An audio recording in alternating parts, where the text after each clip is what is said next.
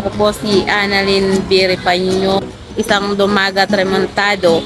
Narito po kami ngayon sa Baclaran para magdala ng kalakal na na-harvest namin ngayong taon.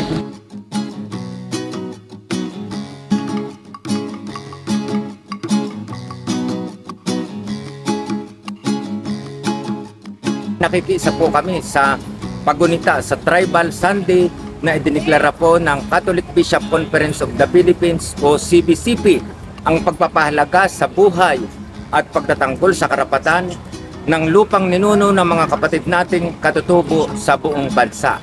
Ang Timog Katagalugan po ay nandirito ngayon sa bakuran ng Baclaran Church.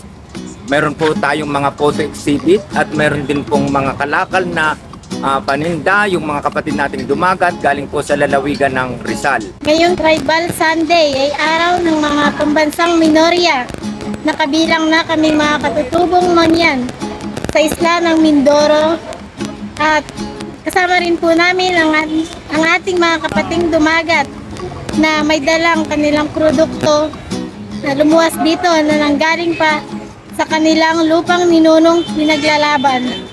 Nanawagan po ako sa mga kapwa ko katutubo na wag pong ikahiya ang ating rin mga katutubo dyan. Kailangan po nating ipagmalaki. Amin pong pinapanawagan, itigil ang militarisasyon sa kanayunan, ang pagdukot, pagpatay at pananakot.